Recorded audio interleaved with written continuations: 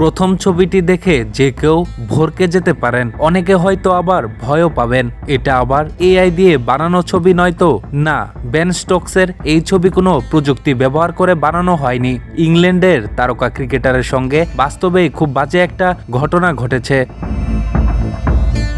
বলের আঘাতে খুব বাজেভাবে আহত হয়েছেন স্টোকস, তবে ব্যাটিং বা বোলিংয়ের সময় নয়। পাশে দাঁড়িয়ে কাউন্টি ক্লাব ডারহামে ক্রিকেটারদের নেট অনুশীলন দেখার সময় ঐতিহ্য অভিজ্ঞতা হয়েছে তার। সামাজিক যোগাযোগ মাধ্যমে ইনস্টাগ্রাম স্টোরিতে একটি ছবি পোস্ট করেছেন স্টোকস। ছবিতে দেখা যায় তার মুখের ডান পাশে কেটে গেছে, চোখের নিচে জখম হওয়ায় পাশাপাশি ফুলেও গেছে, ভাঙা নাকে তুলা গুজে রেখেছেন।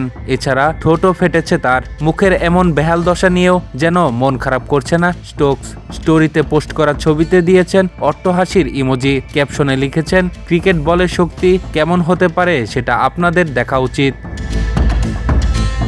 স্টোকস যতই মজা করুক, ব্যথা যে ভালোই পাচ্ছেন সেটা তার পোস্ট করা ছবিতেই বলে দিচ্ছে। কেরিয়ারের আগেও অনেক বাজে সময় পার করেছেন, চোটের কারণে লম্বা সময় থেকেছেন মাঠের বাইরে, কিন্তু সবশেষ মুখে যেভাবে আঘাত পেলেন সেটা বোধহয় কখনো ভুলতে পারবেন না এই অলরাউন্ডার।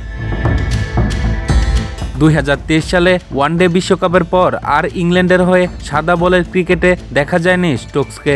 কেবলমাত্র টেস্ট খেলে যাচ্ছেন তিনি। তার নেতৃত্বে সবশেষ অ্যাশেজে 4-1 ব্যবধানে হেরেছে ইংল্যান্ড। এরপর স্টোকসের অধিনায়কত্ব নিয়ে প্রশ্ন ওঠে, তবে নেতৃত্ব চালিয়ে যাওয়ার ইচ্ছা প্রকাশ করেছেন তিনি। শেষ পর্যন্ত স্টোকসকে নিয়ে England and well cricket board ECB কি সিদ্ধান্ত নেয় সেটাই এখন দেখার বিষয়। সবকিছু ঠিক থাকলে আগামী জুনে নিউজিল্যান্ডের বিপক্ষে টেস্ট সিরিজ দিয়ে মাঠে ফেরার কথা আছে তার।